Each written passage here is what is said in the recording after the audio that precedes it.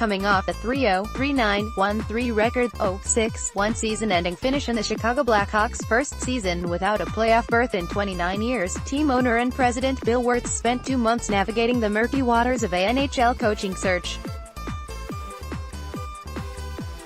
Wirtz and general manager Bob Murray had flirted with the idea of Terry Murray or Barry Melrose taking over for Craig Hartsburg, who was fired at the end of the season. But something kept telling the pair to look inward at Dirk Graham.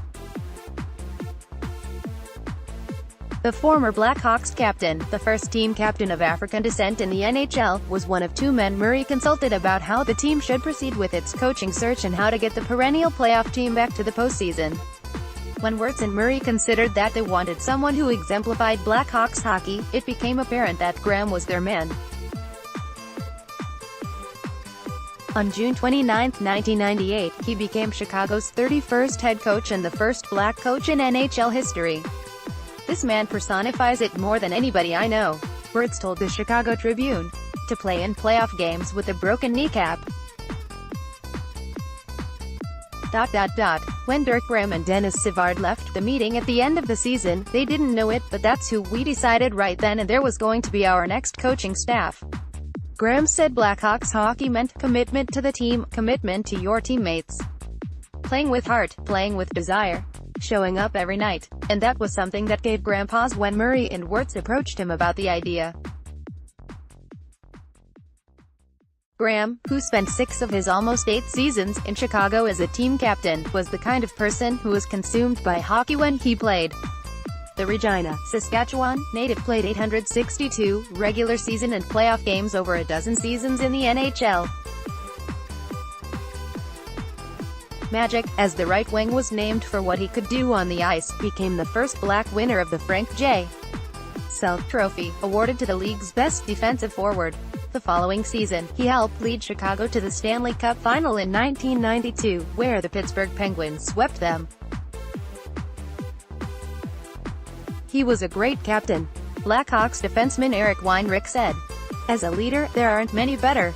He was a quiet leader, but when he said something, it made sense.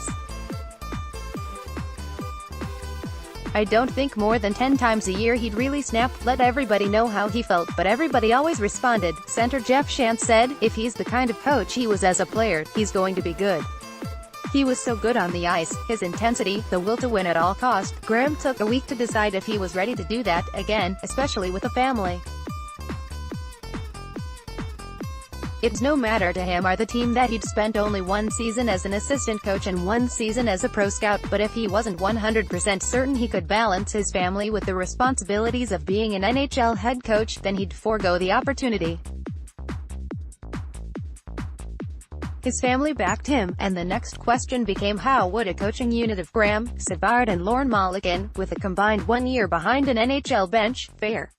"I don't think this coaching staff is going to come in and create any special miracles," said Graham. "Any changes in attitude have to come from the players. We can lead in that role, but eventually it comes down to the players.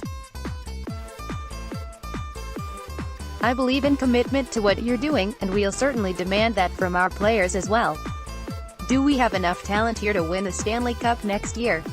I don't know. Do we have enough talent to compete for a playoff spot and make the playoffs? Definitely.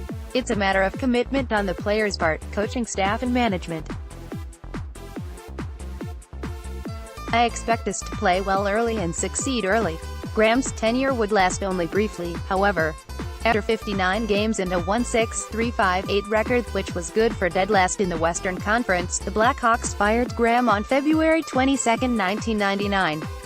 Asked about the one thing he would change about his experience or something he'd taken away from it, Graham smiled and told the Tribune, "Our 1-loss record